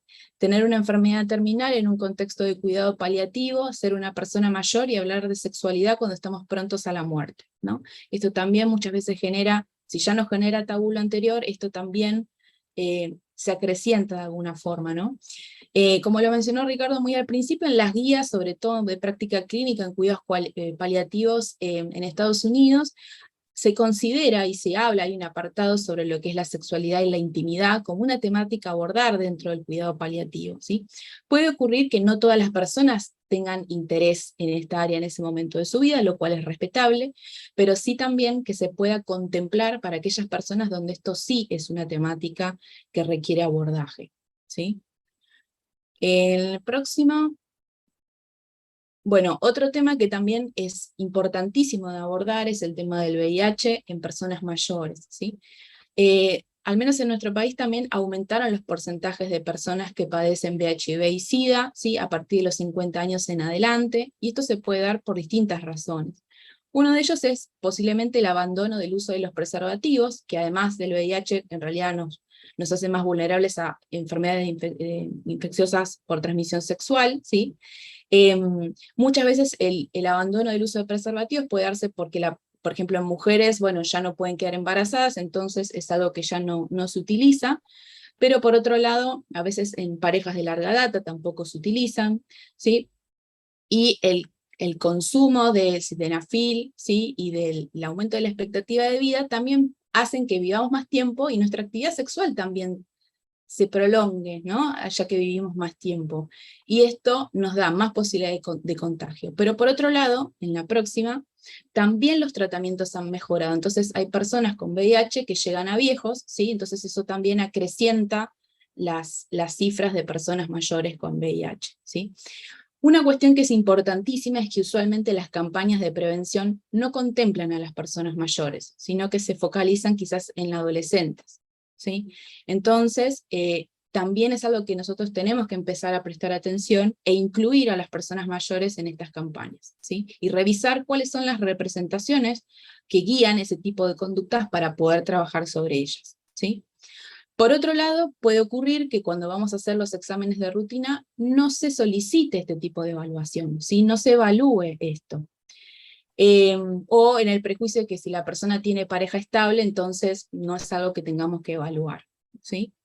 Y en el próximo lo que vamos a observar es que cuando el contagio se produce en la vejez, los diagnósticos suelen ser tardíos, ¿sí? ¿Por qué? Porque la sintomatología que se presenta se confunde con otro tipo de enfermedades o aparece solapada, o los síntomas son más difusos, ¿sí? Son más inespecíficos. Por ejemplo, cansancio, falta de apetito, pérdida de peso, trastornos de la memoria, ¿sí? Entonces, es difícil como primera opción pensarlo, además porque no lo pensamos posible para la tercera edad, ¿no? Digamos, hay como muchos factores que inciden en el diagnóstico tardío, ¿sí? Por lo cual el tratamiento también se retrasa y esto afecta la calidad de vida de la persona, ¿sí? Entonces, ¿cómo lo podemos abordar? Bueno, a ver, porque también esto va a afectar muchas veces en síntomas depresivos, porque la persona le da vergüenza, o le da culpa, o lo sospecha pero no quiere hacerse ningún tipo de estudio, ¿sí? O por cuestiones con la pareja, porque por ahí tiene que ver con una infidelidad, entonces blanquear esto implica blanquear otro tipo de cosas, entonces esto va a afectar también la calidad de vida y las redes de apoyo de esa persona. Sabemos que también esto afecta en el funcionamiento cognitivo, por lo cual tenemos que también fortalecer las estrategias de afrontamiento de las personas frente a este tipo de diagnóstico, ¿sí? La próxima. Bien. Y lo que dijimos de la polifarmacia, ya lo mencioné, creo que esto lo podemos pasar para no ser repetitivos. Bueno, y una cuestión más, ¿qué pasa? Que algo ya mencioné, pero podemos trabajarlo un poquitito más. ¿Qué pasa con la sexualidad en las residencias de larga estadía? Bueno, sabemos que también el edificio arquitectónicamente y la disposición de espacios a veces no permiten mucho los espacios de intimidad, o sí, ¿no? Dependiendo si están enmarcados en nuestras prácticas e intervenciones dentro de lo que es la Convención Interamericana sobre los Derechos Humanos de las Personas Mayores, sabemos que uno de los derechos fundamentales es la sexualidad, ¿sí? Y la privacidad de la intimidad, por lo cual tenemos que poder favorecer, ¿sí?, este tipo de espacios y este tipo de prácticas. Vamos con la próxima. Bien, bueno, esto que dijimos puede verse acotado por la separación de las parejas, quizás porque la institución no contempla habitaciones para parejas, o no contempla para los géneros, a veces es, bueno, solo una institución para mujeres, o a veces a las personas se las institucionaliza por ahí instituciones distintas, que por ahí están lejos, o ni siquiera están, o estando cerca las personas no se pueden movilizar, entonces están separados, o una persona está dentro de una institución y la pareja por ahí está por fuera, ¿sí? Entonces son todas situaciones que pueden traer dificultad a la hora de relacionarse con ese otro, ¿sí? O esto de pensar que la expresión de la sexualidad es algo inapropiado, o algo que debe ser reprimido, ¿sí? La mirada más infantilizante de la persona mayor, entre todas las consecuencias que puede traer, es también negar la sexualidad, ¿sí? O las expresiones de esa sexualidad.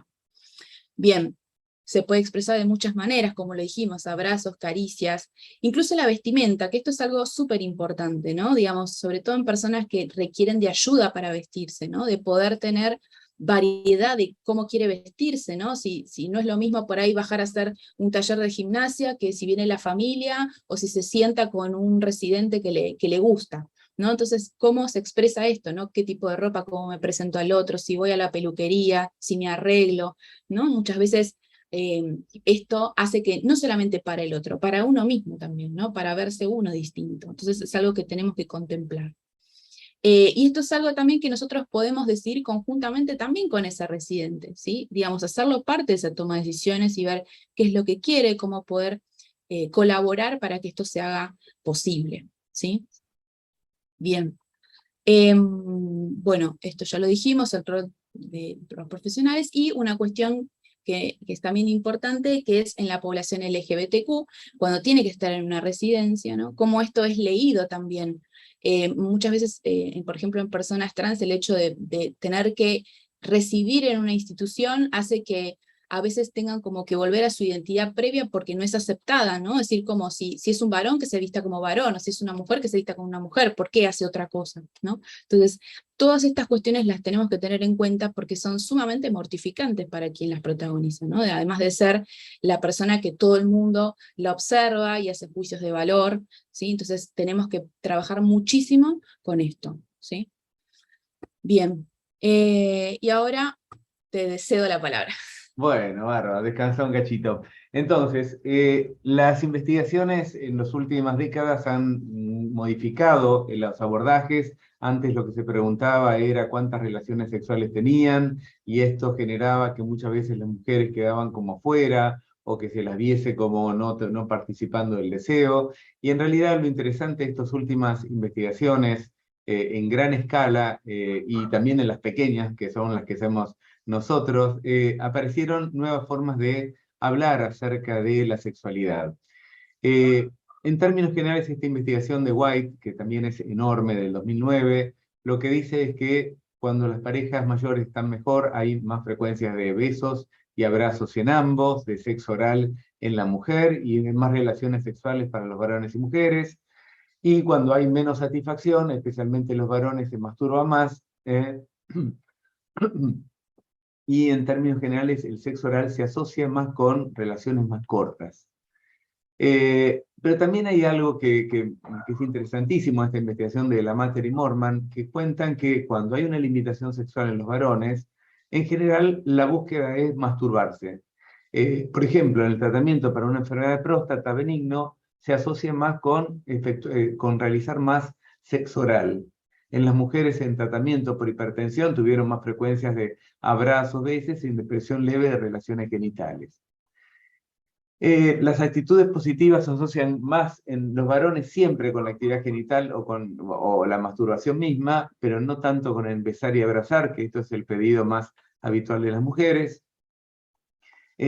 Mientras que en las mujeres lo que encontramos es que la actividad sexual, y esto me parece que hay que valorizar, jerarquizar, dignificar, y muchas veces en las investigaciones preguntar adecuadamente, consiste en besar y abrazar y otros contactos eróticos. Lo que se señala es que las relaciones genitales se pueden convertir más opcionales, pueden devenir más opcionales con la edad. Es decir, no es que no aparecen, no es que no les interesa, pero pareciera que no son tan importantes. En esta investigación de Douglas muestra que el 90% de las mujeres mayores definieron su erotismo a partir de abrazos, caricias y besos, tocarlos y besar los senos, sentir el cuerpo a cuerpo. Y uno lo que podría, incluso en Lever, en una investigación anterior, dice que las mujeres, el sexo entre lesbianas, es donde más se da el tratar de estimular y agradar a la otra persona. Fíjense que si nosotros hubiésemos hecho una investigación tradicional, ¿cuántas relaciones sexuales tiene usted? Lo que nos hubiese dado es que estas mujeres hubiesen dicho, no, relaciones genitales parece que no tenemos, y sin embargo hay una intensidad muy fuerte de sexo o de erotismo. Aquí esta es una investigación que hicimos que esta señora dice, fíjense, me encantaría que lo podamos mirar en profundidad. Me encanta una buena penetración. Es muy lindo sentir la excitación y tener a alguien que sienta atracción y pasión por vos. Pero probablemente deseo más la intimidad del cuerpo entero.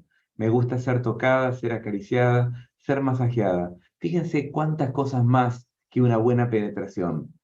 La excitación tiene que ver con alguien por el que siente atracción por esta mujer, atracción y pasión. Desea la intimidad del cuerpo entero, ser tocada, ser acariciada, ser masajeada. Todo esto para esta mujer compone este cuadro de lo que podría ser el erotismo, del encuentro sexual, y si nosotros no lo registramos, probablemente esto se nos pierda o esto lo veamos como una dificultad femenina. Las expresiones, estas son investigaciones de nuestra cátedra, los juegos de seducción aparecen muchísimo en las personas mayores, el juego de seducción, y uno de los lugares más destacados aparece el baile. El baile aparece como uno de los lugares de encuentro más fuertes, más donde se generan sentidos, donde aparecen más la posibilidad de verse, de sentirse, de mostrarse en un lugar. Sabemos que muchas veces las personas de cierta edad traen como modalidades de bailar muy sofisticadas, entonces también esto también es una forma de mostrarse ante el otro, de tocarse, de sentirse. La generación de fantasías, bueno, la fantasía nosotros lo retraducimos, la fantasía es un lenguaje más del psicoanálisis, nosotros la retraducimos como relatos en los cuales las personas acentúan muchas veces cuando hay una carencia, acentúan la posibilidad del relato compartido como para poder erotizarse de otra manera, y el relato es una parte esencial siempre del erotismo porque es la necesidad que tiene el ser humano de contactarse atravesado por un modo de encuentro que no nos inhiba tanto, ¿no? Muchas veces el encuentro con el cuerpo del otro nos inhibe, el no saber qué es lo que quiere hacer el otro con nosotros, qué queremos hacer con nosotros, todas estas cosas nos inhiban, y el relato en alguna medida aparece como una forma de amortiguación entre el encuentro de una pareja. Algunos hablan de un estar juntos, otros hablan de formas análogas, como por ejemplo el cantar, el actuar. Esto está muy destacado, que dicen que es lo más parecido que tiene a una relación sexual. Una amiga mexicana habla del erotismo en los objetos, es decir, el erotismo, Beato Gil habla de el peso que tienen en muchas mujeres mayores las canciones, los poemas, los recuerdos eróticos, como formas de recrearse no solamente amorosamente, sino también sensualmente. En términos generales, los hombres, acá lamentablemente no lo he cambiado, toman roles más femeninos, no son más femeninos, quizás son menos directivos, y muchos dicen que porque ya no pueden confiar tanto en su propio desempeño automático, entonces el hombre en alguna medida pide más auxilio a la pareja, más cooperación, más paciencia, mientras que sí las mujeres toman un rol más directivo por varias cuestiones, porque en términos generales la mujer en este momento histórico y en ciertas clases sociales o niveles culturales, la mujer se independiza más, la mujer empieza a vivir más especialmente con la viudez, empieza a animarse a hacer cosas que antes no había hecho, y todo esto genera que también vayan a buscar hombres de una manera mucho más concreta y más directa. Acá hay algo que llamo las comunidades del erotismo. En realidad, lo que siempre me llamó la atención, y por haber trabajado muchísimos años con grupos de personas mayores, es que lo que uno se encuentra en un principio con una cierta inhibición, con una cierta desconsideración de lo que son sus propios cuerpos, de lo que es la sexualidad en la vejez, cómo se va produciendo en estos grupos, en estos encuentros. La película chilena El Regalo es un ejemplo muy preciso sobre esta cuestión, ¿no? Cómo se va facilitando lo que podríamos decir una estética del ser mayor, es decir, donde ellos pueden mirarse a sí mismos sin esta comparación permanente con las personas más jóvenes, y básicamente cómo pueden redescubrirse como sujetos de deseo y objetos de deseo en un ámbito que promueva esta posibilidad. Y los viajes son un lugar precioso, por eso creo que esta película tuvo tanta potencia. En la Argentina se utilizó mucho la película El Regalo para los viajes de jubilados. Cuando salían en los micros, en realidad le ponían la película El Regalo como para estimularlos un poco para que estas cosas sucedan. También hay un estudio muy interesante israelí sobre las comunidades de sexo online en idioma inglés, y lo que muestra es los temas que se abordan: la seguridad, la adecuación, el potencial del sexo anal y oral. Piensen que para muchas mujeres de esta generación de adultos mayores, en realidad la idea del sexo anal o el sexo oral podía estar mal vista, o era pensada para mujeres, para las prostitutas, y no para estas otras mujeres.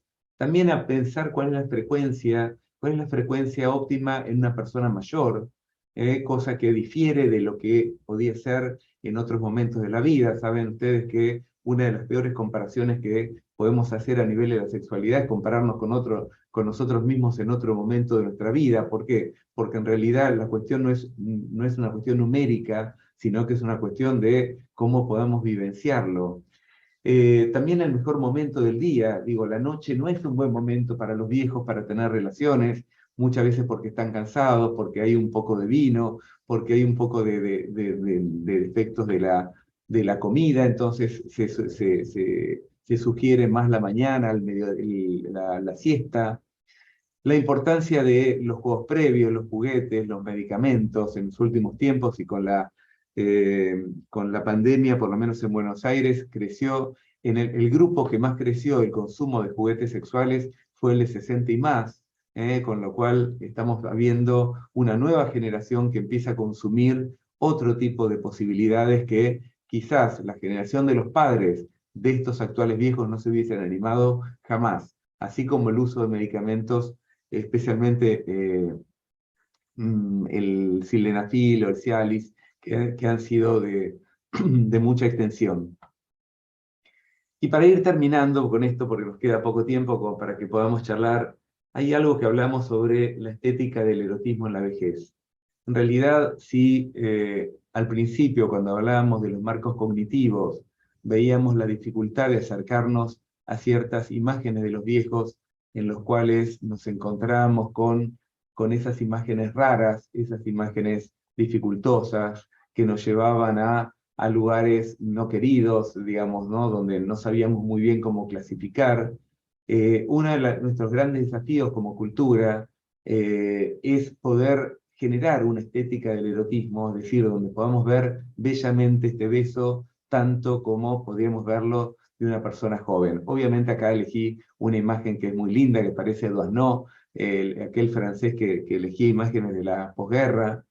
Pero en este punto, el rol de los medios, y cuando hablábamos de la película El Regalo, o en Argentina, una película que se hizo con España, Elsa y Fred, que han tenido una incidencia enorme en que la gente pueda identificarse con otros que están haciendo, que pueden tener experiencias posibles. Ustedes saben que los medios de comunicación siempre son mecanismos que generan posibilidades, que generan que nosotros podamos ubicarnos en ese lugar, y lamentablemente la cantidad de películas eróticas o amorosas en general se reducen a edades mucho más tempranas, y sacan a los viejos del lugar de los actores de ese deseo.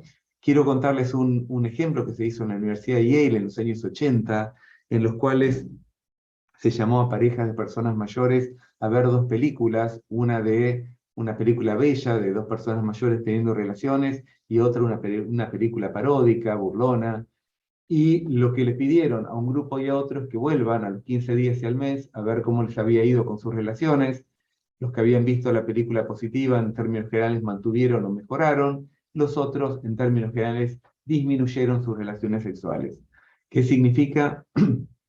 Que a diferencia de los perros, que a diferencia de los pájaros que necesitan elementos muy claves a nivel del color, de los bailes, de las distintas cosas que hacen los animalitos para encontrarse, nosotros necesitamos estímulos muchísimo más abiertos, muchísimo más ricos, necesitamos mucha más narrativa para poder encontrar esta posibilidad del deseo.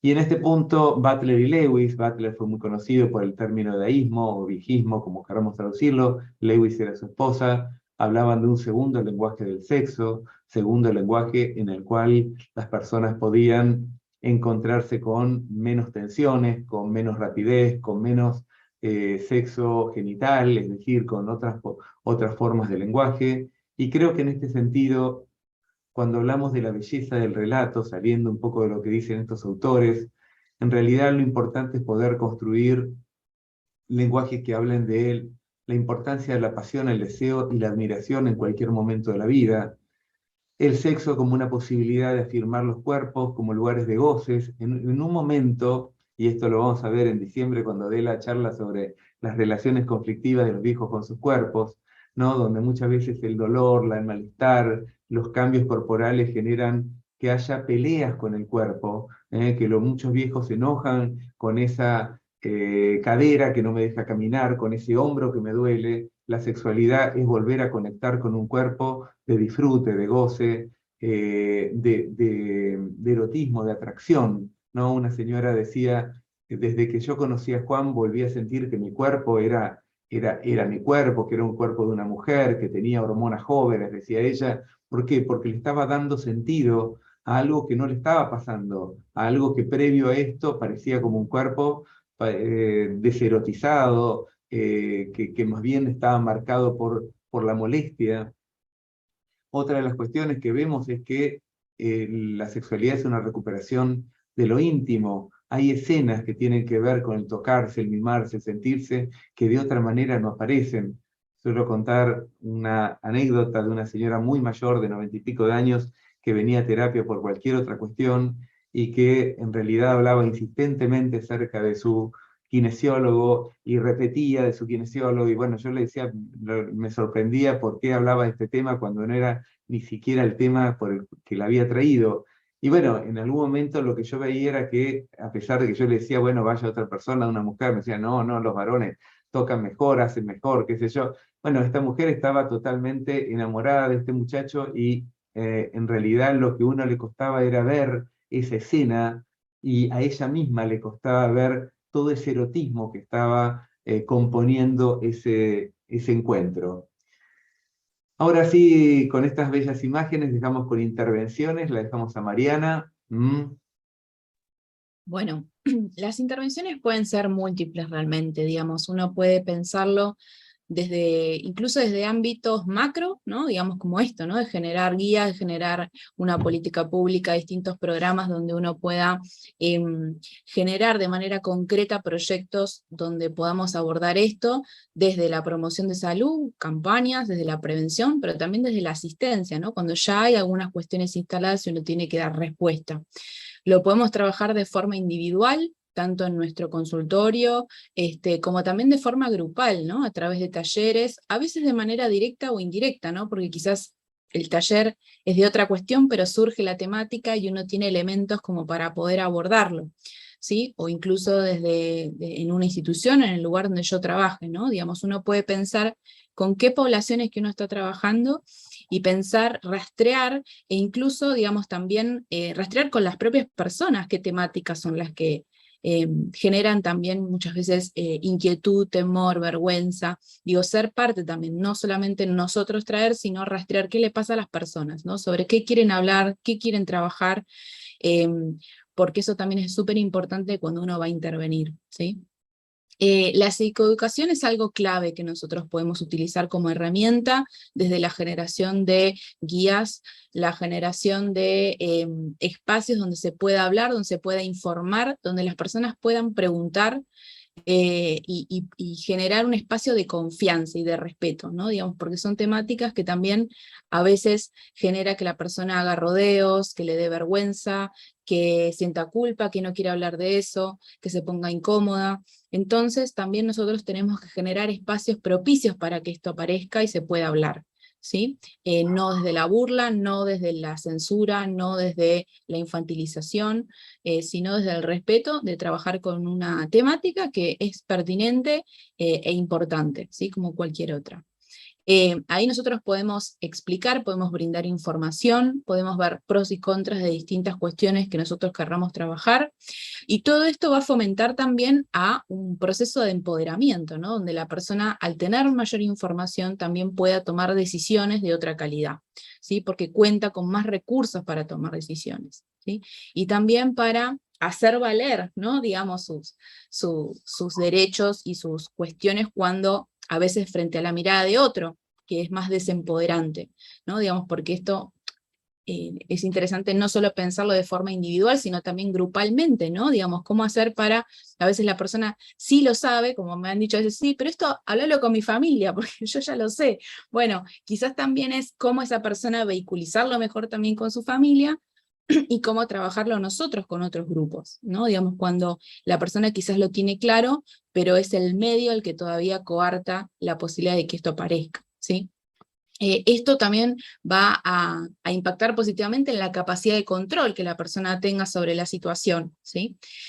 Otra cosa que podemos usar como técnicas muchas veces es el role-playing, ¿no? Digamos, de poder actuar ciertas escenas que uno puede convocar a las personas para que piensen escenas típicas donde se den ciertas temáticas en distintos ámbitos, desde lo familiar, tengo que presentar, porque acá no lo hemos mencionado, ¿no? Pero ¿qué pasa cuando uno presenta también una nueva pareja, ¿no? Digamos, y a veces está que no quiero decir que tengo una pareja por lo que van a decir mis hijos, por lo que esto puede generar en mi entorno, ¿no? Entonces, bueno, pensar en distintas escenas temidas o distintas escenas donde se ponga en juego la relación con la sexualidad, con el erotismo, y poder trabajarlas y ver qué le pasa a esos protagonistas, y pensar justamente en cosas que pueden suceder en lo cotidiano, ¿sí? Pensar en analogías, entonces ir trabajando con ejemplos que nos permitan extrapolar a lo que me pasa a mí, ¿sí? Con otros tipos de ejemplos. El soporte visual, el tema de usar imágenes, de tener en material impreso, ¿no? Porque muchas veces una cosa es lo que uno habla, pero después, ¿qué retiene la persona? ¿Qué información le podemos dar que sea accesible, ¿no? Digamos, esto va más allá de que sea una persona mayor, digo, una persona, ¿no? Que la información que nosotros brindemos sea accesible, que se entienda. Lo que nosotros queremos es transmitir información, entonces el lenguaje tiene que ser claro, las imágenes tienen que ser claras, incluso hasta el contraste con los colores, la forma, el tipo de letra, ¿no? Una letra 10 para alguien que no ve es como difícil, ¿no? Entonces, que no haya barreras tampoco dentro de nuestra manera de transmitir esa información, ¿sí? Y el desarrollo de guías, donde a veces digo, bueno, cuando me pasa esto, ¿qué hago? ¿No? Con cuestiones más claras que nos interpelen, ¿sí? Y que podamos tener dónde acceder, dónde acudir, ¿sí? Con toda la información pertinente. Y obviamente la generación de políticas públicas, ¿no? Que esto se va a traducir después en acciones concretas, ¿sí? A través de programas y específicamente proyectos. Y por supuesto también trabajar con los distintos otros actores, ¿no? A través de la capacitación y espacios de reflexión, ¿sí? Cuando decimos capacitación, por ejemplo, de profesionales, del personal, de donde vayamos a trabajar, y a veces pensando en una institución, no es solamente el trabajo con los profesionales, es con todas las personas que trabajan en esa institución, porque todos pueden ser protagonistas de una situación donde por ahí no tienen elementos para actuar, no es que lo hagan de mala fe, pero no saben cómo resolver esa situación, o se sienten avasallados porque vino fulano y me dijo tal cosa, y no sabía qué responderle. Bueno, poder trabajar con todas las personas que están en contacto en ese lugar, ¿sí? Así que tenemos como muchas áreas como para poder trabajar. Sí, y muy diferenciadas, podríamos decir, ¿no? No Exacto. es lo mismo el trabajo sobre la sexualidad en una residencia donde tenemos elementos mucho más coercitivos, como muy bien lo mencionó Mariana, y donde tenemos que formar y donde tenemos que trabajar muchas veces con el peso de una institución que responde más a los hijos que a los verdaderos usuarios, que son las personas mayores. Entonces creo que ese es un tipo de intervención. Otra es con los grupos de personas mayores, donde muchas veces tenemos que abrir intervenciones que a veces podemos volver accesible estas cuestiones a través de material más serio, podríamos decir, pero al mismo tiempo también con bailes, con salidas, con encuentros, donde la sexualidad reaparece naturalmente entre las personas mayores. Y ahora sí, para terminar, en realidad nosotros venimos haciendo talleres sobre sexualidad y en el momento de la pandemia lo que se hizo fue un encuentro, eran encuentros para donde la gente mandaba sus propias relatos acerca de la sexualidad, y vamos a leerle uno que nos pareció muy rico en la cantidad de aportes donde justamente podemos hablar del erotismo en su mayor despliegue y no solamente asociado con la genitalidad, que dice esto: la otra penetración, no sé cómo decirlo sin que parezca impudicia, pero me ha nacido el deseo de hacerle el amor a tu mirada, tocar alguna fibra que te entorne los párpados, besarlo suavemente para conjurar el olvido, y con las yemas de mis dedos acariciar tus pestañas suaves con aleteos de mariposa, con la punta de mi lengua libar tu lagrimal, la delicia de la sal, de escondidos llantos, de enloquecidas risas. Y cuando yo viera tus ojos abiertos, desnudarían mis ojos solitarios, recostándolos sobre tu mirada. Entonces será mi boca almibarada, el latido apasionado de mi pulso, el orgásmico suspiro de mi alma. Esto lo hizo Marta Cardonet. Y creo que en este sentido, un poco en esta presentación, no quisimos dejar de confrontar estas grandes investigaciones que les habíamos contado, esta deconstrucción al estilo de Derrida que les propusimos al inicio, pero también esta emoción, ¿no? Donde esto que hablábamos de la estética, de la erótica, no puede ir sin estas bellas imágenes, sin estos bellos relatos que hagan que podamos acercarnos a estas situaciones sin tanta inhibición, sin tanta ridiculización, infantilización, y ver que esto es lo mismo que nos puede pasar en cualquier etapa de la vida y ojalá nos pase cuando seamos grandes. Así que para terminar, termino con esta imagen hipervital de esta pareja ahí tocándose y divirtiéndose mucho. Bueno, tenemos un ratito para preguntas. Esperemos no haber excedido mucho el tiempo. Para nada, muchas gracias Ricardo, Mariana. Vamos a hacer un recuento, ¿cierto? Ricardo Yacuf es psicólogo, doctorado en psicología, profesor de la Universidad de Buenos Aires, de la Facultad de Psicología, y Mariana Marchino es psicóloga especialista en gerontología comunitaria e institucional, y también profesora de psicología de la tercera edad y vejez de la misma facultad. Tremenda presentación, la verdad que fuimos una buena audiencia y es un tema que genera harto impacto, sobre todo porque a nivel de pregrado, al menos nosotros en Chile, no era tan potente la formación en personas mayores y menos en temas de sexualidad, todo era ya más o menos Freud, ¿cierto? Entonces vemos que hay un abismo de diferencias que hay, que si bien esto nunca termina, sino que se vive de manera distinta, vamos a algo mucho más ya no como predominantemente la penetración, sino que otra manera de evidenciarlo, y esas son cosas que nosotros a lo mejor no las sabíamos, y esto nos permite de otra manera cambiar la mirada, ¿cierto? Y también anticiparnos a algo que potencialmente nos podría pasar, ojalá, como tú dices, de manera sana, como esta última foto, ¿cierto? Puede llegar así, usando nuestra sexualidad, pero es algo que no sabemos cómo nos va a cambiar, pero es algo que nos va a pasar, ¿cierto? Y también me quedo con eso de no compararse como a lo mejor como yo soy ahora, como era en la adolescencia, porque ya no es lo mismo, ¿cierto? No está la misma energía, la misma garra, las mismas preocupaciones, y eso a lo mejor en 20, 30 años más va a ser totalmente distinto a lo que soy ahora o somos ahora. Entonces esto es algo que genera expectación, y es bueno saber que sigue al menos, ¿cierto? Que no se termina. Eso. Les voy a leer las preguntas que han realizado la audiencia. Pueden ser para los dos, que las pueden complementar, se pueden complementar. Hay una que dice, ¿qué sería un estímulo disruptivo? Esto parece que fue cuando partió hablando Mariana. Sí, cuando por ejemplo te interrumpen, ¿no? Por ejemplo, no sé, el ejemplo que siempre da Ricardo, que a mí me encanta, es, están los nietos en tu casa. Bueno, si te van a andar golpeando la puerta, o situaciones donde vas a tener una interrupción, cualquiera sea, ¿no? Digamos, tenemos que buscar un contexto donde evitemos, por eso también a veces es el horario, la situación donde podamos estar solos o solas mayor cantidad de tiempo, ¿no? Donde evitemos que haya cuestiones que nos puedan interrumpir, ¿no? Hacer un contexto más amigable en ese punto. Los estímulos disruptivos pueden ser internos o externos.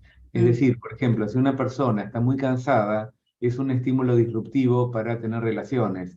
Si tomó mucho alcohol, es disruptivo también para tener relaciones. Pero también puede haber marcos externos, como el que mencionaba recién Mariana, o de lugares, por ejemplo, como las residencias, donde se vuelve muy difícil sentir que uno va a tener la intimidad suficiente para poder tener un encuentro erótico.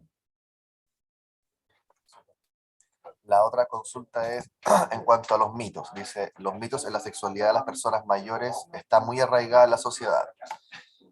¿Qué estrategias pueden realizar para despejar esta mirada? O si ya lo dijeron, ¿qué otras cosas nos podrían reforzar?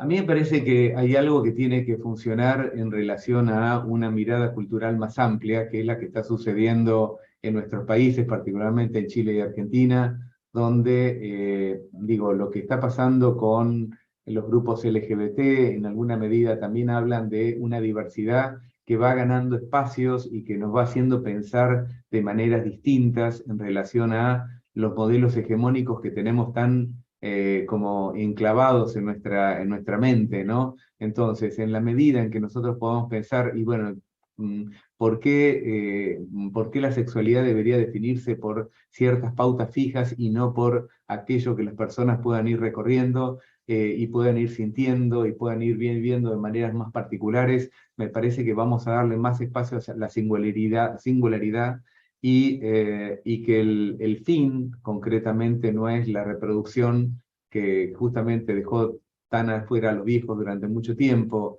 o las formas clásicas, sino que el fin es lograr el deseo o el goce, y en este punto poder encontrar las variables que aparezcan. Y creo que también en este punto los grupos de mayores pues son siempre lugares muy importantes para que estas cosas se generen. ¿Por qué? Porque entre esta narrativa o esta metanarrativa que se puede ir constituyendo a nivel social y estas micronarrativas, cómo se van incluyendo en cada uno de los sujetos, hace falta espacios de transmisión. Y a veces los espacios de transmisión no son tan generales. Probablemente cuando uno va a dar una charla, ¿no? Muchas veces en las charlas que doy, la gente cuando me vuelve a ver en la segunda charla me dice, gracias a esa charla yo me di cuenta que, y me animé a... Es decir, a veces hace falta que esa macronarrativa llegue a la persona y necesitamos establecer espacios de repercusión, de que puede ser un centro de mayores o que puede ser esto que están haciendo ustedes desde el gobierno, donde están formando a cantidades de profesionales, porque los profesionales son transmisores de esto. Pueden ser transmisores positivos o transmisores negativos. Si un médico de familia no pregunta absolutamente nada acerca de la salud sexual, está anulando esto. Pero no solo los médicos, los psicólogos. si los psicólogos, los trabajadores sociales, no estamos preguntando acerca de cómo es su vida sexual, si tiene dificultades, etcétera, etcétera, lo que estamos haciendo es que esta macronarrativa quede en un lugar de reflexividad cultural, pero que no esté terminando de llegar a un sujeto en particular. Súper, muchas gracias, Ricardo. Otra consulta que realizan es si es necesario indicar el manejo, si es necesario mantener el manejo de estrógenos para mujeres mayores o debe efectuarse una consejería de terapia de placerización. Bueno, este es un gran tema y en esto hay una gran diferencia entre Chile y Argentina. Ustedes tienen una visión más positiva del reemplazo de, hormonal. Nosotros tenemos una mirada muy negativa todavía acá.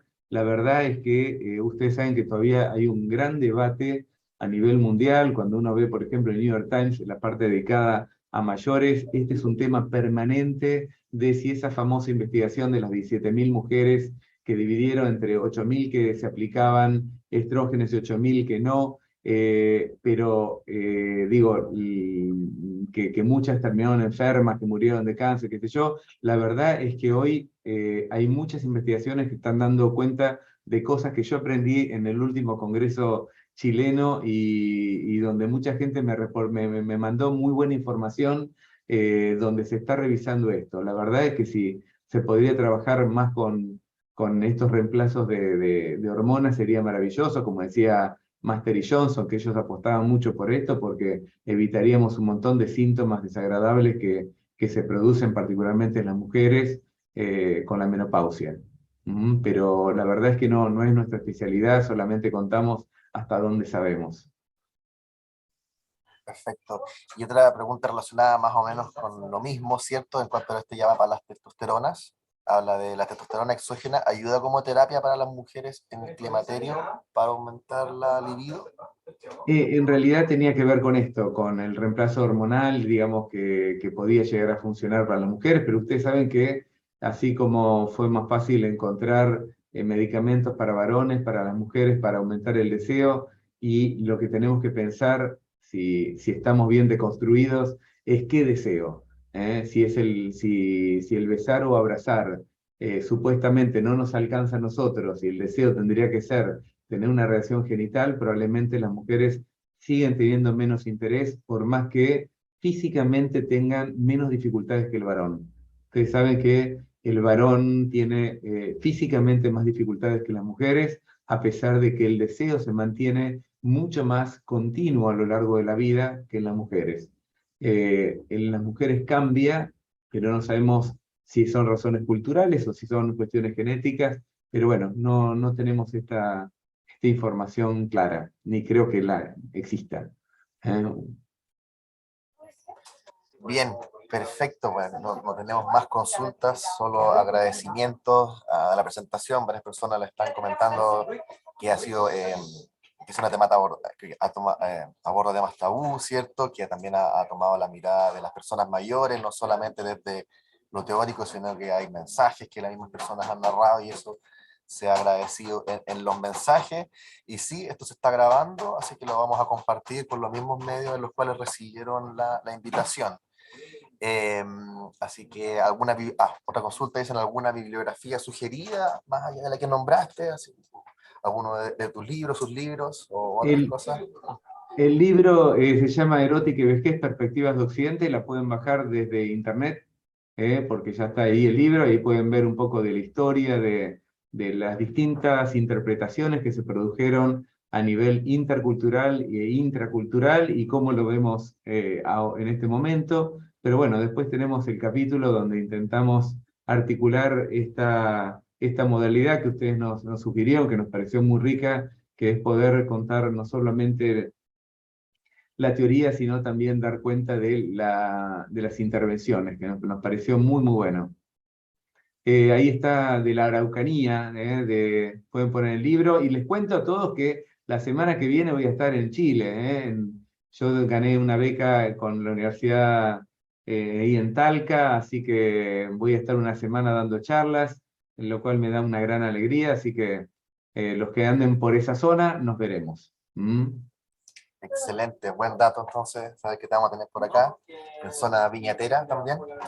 Así que, bueno, agradecerles nuevamente su tiempo. Esta charla ha sido realizada de manera ad honorem, desinteresada, netamente profesional, así que también eso se agradece. No es común tener a autores y autoras invitadas internacionales, generalmente eso no es posible, así que esto ha sido un privilegio y un placer también poder contar con su experiencia, su conocimiento y su buena disposición. Así que muchas gracias, Ricardo, Mariana, se les agradece de corazón. Bárbaro, gracias Gracias. a ustedes. Nos estamos viendo. Nos vemos, Nos hasta vemos. luego. Chao, hasta Chao. luego. Chao, chao.